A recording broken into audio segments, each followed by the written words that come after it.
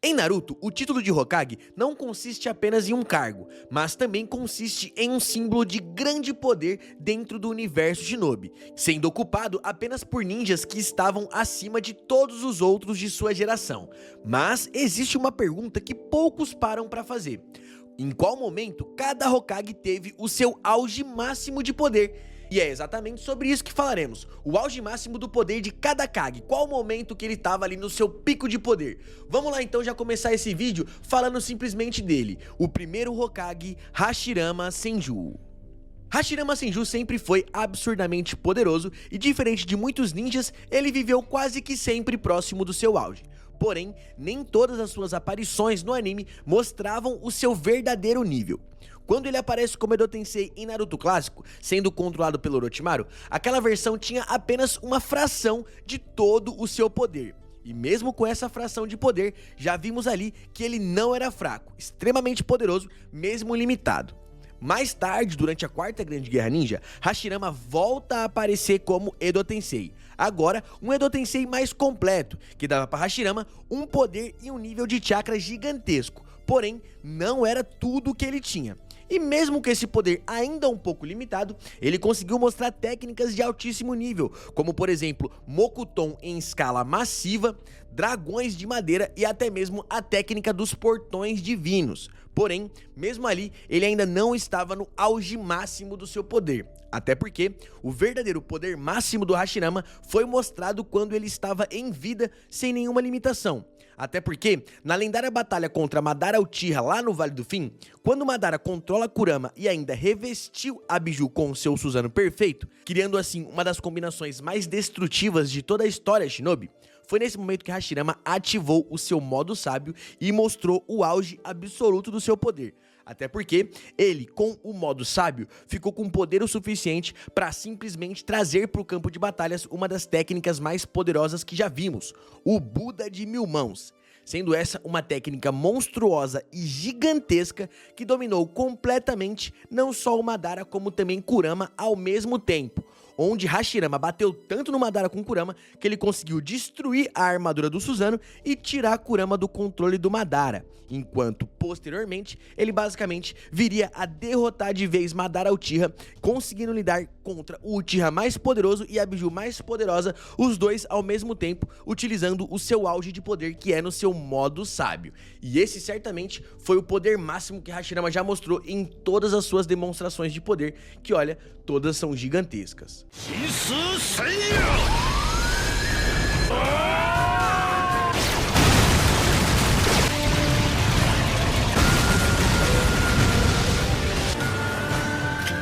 Segundo Hokage, Tobirama Senju.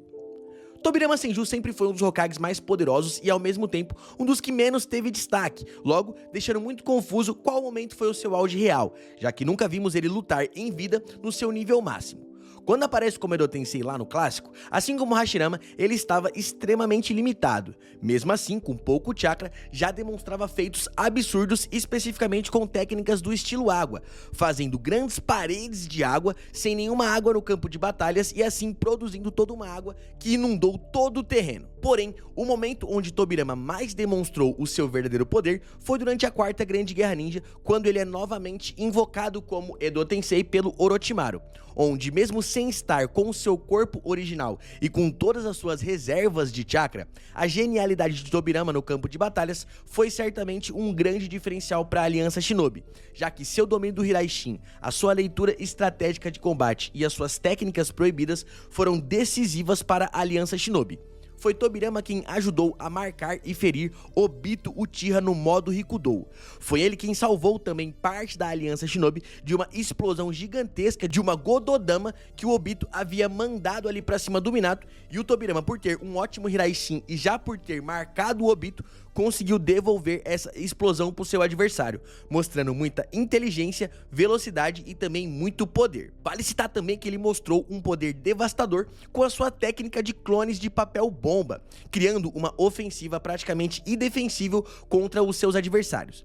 E mesmo sem termos visto Tobirama de fato no seu auge em vida, até porque o Edo Tensei limita um pouco o poder ali de quem é trazido de volta à vida, o maior nível de poder que vimos pelo menos do Tobirama foi certamente durante a Quarta Grande Guerra Ninja, quando ele mostrou muito poder.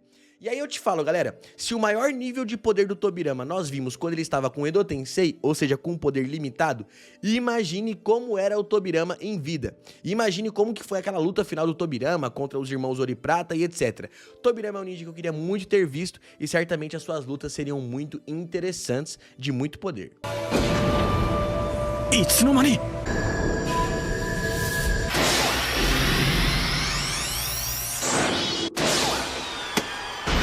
早めに返して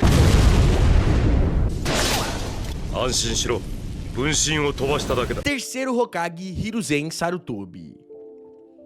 Hiruzen Sarutobi teve seu verdadeiro poder durante a sua juventude, quando ele era basicamente conhecido como o professor e também como Deus Shinobi de sua geração, sendo inclusive o único ninja capaz de dominar todos os ninjutsus básicos que consistia na Vila da Folha até aquele momento. Onde inclusive Hiruzen em sua juventude é tido como o Kage mais forte de sua geração.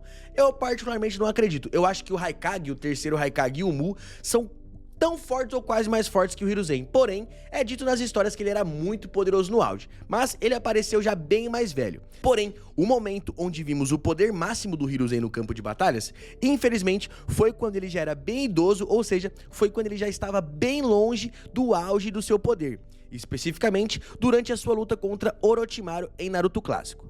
Mesmo velho, Hiruzen demonstrou uma versatilidade absurda no campo de batalhas, dominando múltiplos elementos, como por exemplo, utilizando técnicas de Katon que colocaram fogo em todo o campo de batalhas e também técnicas do estilo terra, não só para fazer substituição e clones, mas também para levantar uma barreira gigantesca a fim de se defender de um ataque ali do Tobirama.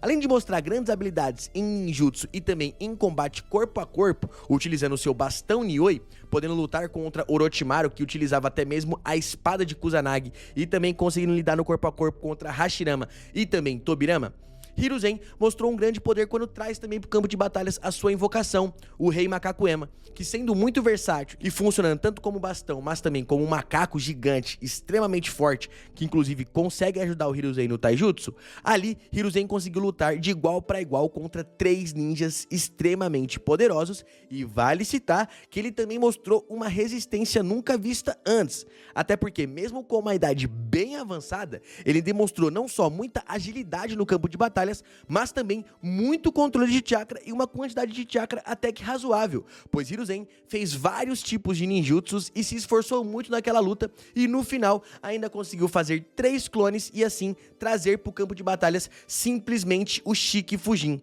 sacrificando a sua própria vida para selar Hashirama e também Tobirama e inutilizar os braços de Orochimaru, mostrando ali um nível de poder muito grande e de muitos méritos, mesmo com Hiruzen estando longe do seu auge físico. Mi e Hitsuji, u ino ne tori uma mi. É como o quarto Hokage disse, invisível para todos, menos para quem lança o jutsu. Quarto Hokage, Minato Namikaze. Bom, galera, o mais interessante do Minato é que, por ser um grande prodígio, todos os momentos da vida dele ele estava no auge, porém, temos aqui alguns auges bem interessantes, pois Minato Namikaze sempre foi um ninja muito habilidoso, que aprendeu técnicas rápido e sempre até reinventou algumas técnicas, assim, tendo um poder extremo ao longo de sua vida. Ainda como Jonin, ele praticamente virou o maior herói de toda a Terceira Grande Guerra Ninja, podendo derrotar dezenas de inimigos sozinhos e salvando vários ninjas da Vila da Folha, onde os inimigos tinham até mesmo autorização para fugir do campo de batalhas caso se encontrasse com o Minato, porque mesmo ainda jovem e como Jonin, era certa a vitória dele porque não tinha nenhum ninja que chegasse naquele nível até aquele momento. Em vida, Minato também demonstrou um nível absurdo durante o ataque de Konoha, já que ali, como Hokage, ele basicamente conseguiu salvar a Vila da Folha de um ataque devastador, enfrentando Obito e conseguindo desvendar as técnicas do Kamui para poder acertar um Rasengan em cheio no ninja, mas também conseguindo lidar muito bem com a Raposa de 9 Caudas, utilizando várias habilidades para auxiliar nesse combate, como por exemplo o Gamabunta para poder segurar um pouco Kurama, e também poderes relacionados ao Hiraishin, como por exemplo utilizar a técnica do Trovão Guiado para teletransportar uma bomba biju que certamente iria destruir Konoha e ainda conseguir selar Kurama, dividindo o seu chakra, metade dentro dele e metade dentro do Naruto, utilizando o auxílio do Shiki Fujin. Porém, seu verdadeiro auge não foi quando ele estava em vida. O verdadeiro auge do Minato Namikaze, embora já tinha sido muito grande em vida, aconteceu especificamente durante a Quarta Grande Guerra Ninja. Sabe por quê? Porque quando o Minato é invocado pelo Orochimaru como Edo Tensei, ele basicamente demonstrou um poder que ninguém imaginava que ele teria. Lembra que eu falei pra vocês que quando ele morreu, ele selou metade do Kurama dentro do Naruto e a outra metade dentro dele? Então, durante todo esse período, o Minato simplesmente mostrou que conseguiu dominar o modo Kurama. E assim, durante a guerra, ele ativa o modo Kurama e ganha muito mais chakra, muito mais velocidade e muito mais poder, conseguindo salvar a aliança Shinobi quase que inteira de um ataque massivo do Jubi, tudo isso em um piscar de olhos com o seu teletransporte, e também conseguir teletransportar técnicas gigantescas com extrema velocidade e facilidade. Sem tirar que agora, muito mais rápido e com muito mais chakra, não era só o Hiraishin do Minato que estava quase que imparável, as suas outras técnicas também tava, como por exemplo, entrar no modo Kurama gigantesco e junto ao Naruto mandar um Rasengan de proporções astronômicas pra cima simplesmente do Obito que tava no modo Rikudou, mostrando ali o maior nível de poder que ele já teve. Naruto! Rasengan ni senjutsu o kuaete kure! OK! Ikuzo! Rasengan! Quinta Hokage, Tsunade Senju. Tsunade Senju teve alguns altos e baixos ao longo de sua vida, mas seu verdadeiro auge foi especificamente durante a Quarta Grande Guerra Ninja. Muito antes disso, em sua juventude, ela era a kunoichi já mais poderosa de todo o mundo shinobi e lutou muito bem a Segunda Grande Guerra Ninja, rivalizando na época contra a vovó Chiyu e conseguindo bater de frente contra um dos ninjas mais poderosos, que era basicamente o Hanzo da Salamandra.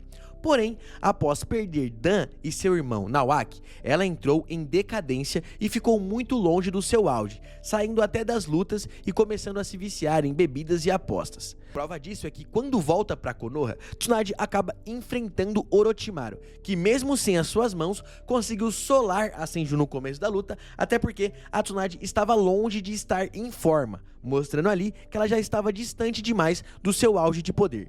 Porém, Tsunade volta para o auge de poder, especificamente durante a Quarta Grande Guerra Ninja, onde, utilizando o seu Byakugou e várias técnicas impressionantes em questões de técnicas medicinais e também técnicas de super força, Tsunade demonstrou ali o seu verdadeiro poder, mostrando regeneração absurda, força monstruosa e resistência sobre-humana, onde na batalha dos 5 Kages contra Madara, ela conseguiu não só quebrar partes do Susanoo com o seu poder, mas também sobreviver a ferimentos fatais, como por exemplo, ter o seu corpo partido ao meio por ataques do Orochimaru, e mesmo assim conseguir se manter viva, conseguir se manter lutando e ainda assim dar chakra para os outros Kages para manter eles vivos.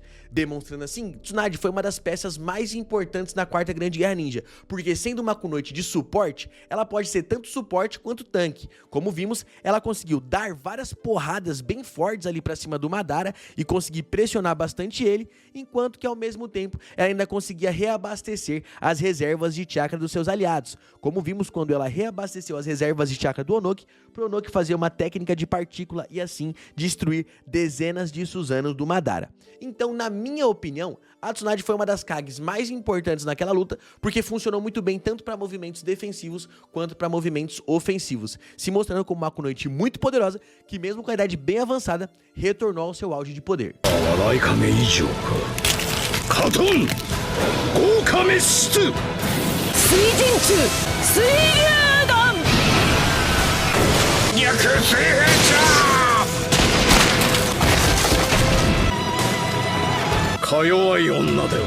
Sexto Hokage, Kakashi Hatake. Bom, falando agora de um ninja muito poderoso e interessante e também muito inteligente, o auge do Kakashi Hatake não foi como Hokage, até porque ele foi nerfado quando estava como Hokage, mas sim foi durante a Quarta Grande Guerra Ninja, ou seja, quando ele ainda não era Hokage, mas foi o auge do personagem. Até porque durante essa guerra, Kakashi já estava mandando muito bem e conseguindo utilizar várias técnicas com muito controle de chakra durante todo o combate, tanto que Kakashi foi um dos ninjas que ficou mais tempo combatendo durante a guerra.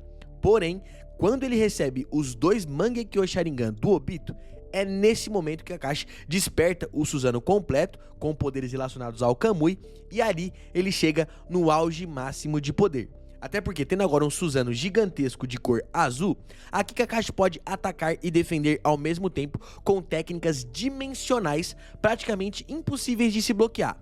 Como por exemplo, o Jutsu Kamui Shuriken, que simplesmente apaga partes do alvo com um mísero toque. Ou seja, Kakashi joga as suas shurikens gigantescas com o seu Susanoo e tudo que essa shuriken toca vai para a dimensão do Kamui instantaneamente. Esse foi certamente o maior nível de poder do Kakashi Hatake, que, como eu já disse, nessa época ainda não era Hokage, mas teve seu auge de poder ali.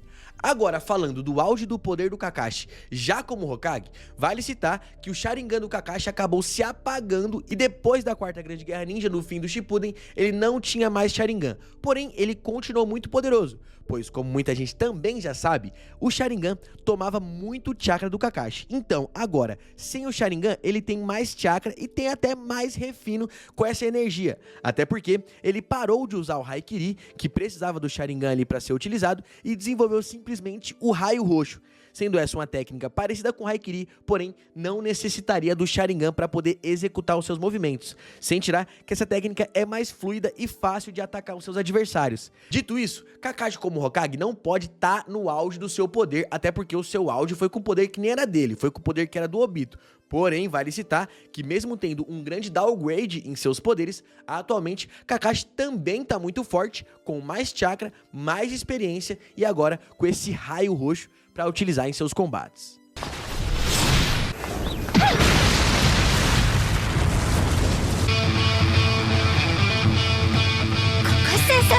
Sétimo Hokage, Naruto Uzumaki.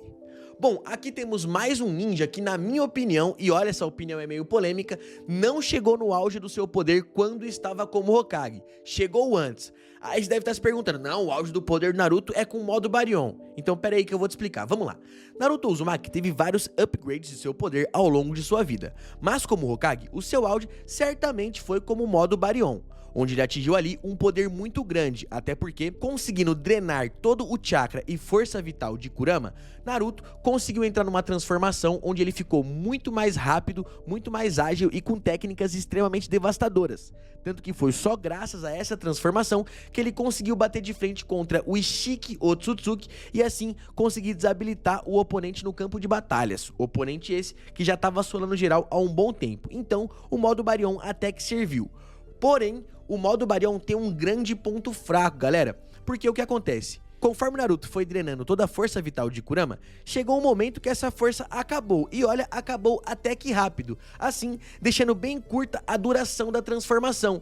Dito isso, os pontos fracos dessa transformação é não só a morte instantânea da Biju, que o Jinchuriki estiver usando esse chakra, mas também a duração. Se o adversário conseguir durar um pouco mais ali no campo de batalhas, ele basicamente consegue pegar o Naruto totalmente vulnerável depois que essa transformação acabar. Então, pelo fato do modo Baryon ter essa fraqueza, na minha opinião, esse não foi o auge de poder do Naruto e não é a transformação mais forte do Naruto. Até porque, pra mim, o auge do poder do Naruto Uzumaki é simplesmente quando ele entra no modo Rikudou, galera.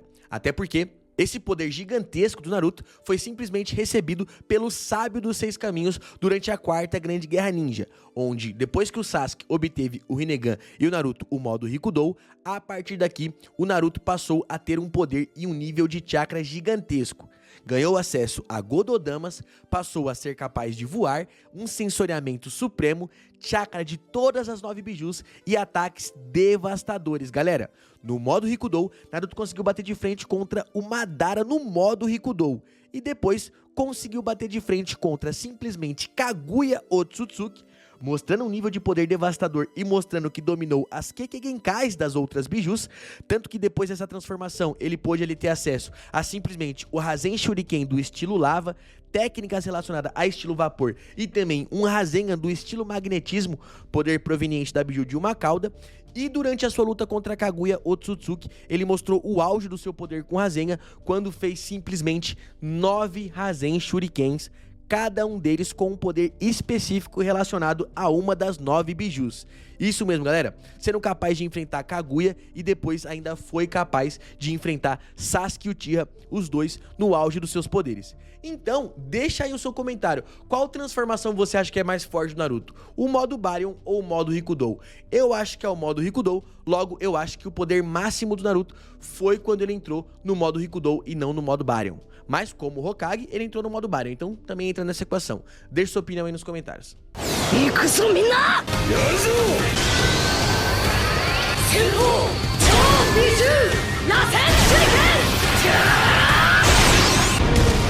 E pra finalizar, temos aqui o 8º Hokage, Shikamaru Nara, galera. E bom, como vocês sabem, Shikamaru Nara é diferente de todos os outros Hokages, pois suas reais habilidades nunca foi de fato baseadas em poder bruto em ninjutsus, mas sim em sua inteligência. Durante toda a sua vida, ele não teve um pico explosivo de poder, embora utilizasse muito bem as suas técnicas do clã Nara, que são as suas técnicas de controle de sombra. Porém, o ponto mais alto do Shikamaru sempre foi a sua inteligência. Seu verdadeiro auge é o presente, até porque Shikamaru, com o tempo, só foi ficando mais inteligente e também só foi ficando mais experiente. Uma curiosidade é que na sua juventude, ele era muito preguiçoso. Vocês lembram que em Naruto clássico, Shikamaru evitava vários combates só pra também evitar a fadiga. Porém, conforme o tempo foi passando, ele foi deixando essa preguiça de lado. Especificamente, depois que ele enfrentou muito bem o Hidan, conseguindo ali a sua vingança pela morte do seu mestre Asuma, e depois, durante a 4ª Grande Guerra Ninja, ele teve grandes feitos não só com as suas sombras, mas principalmente com a sua inteligência.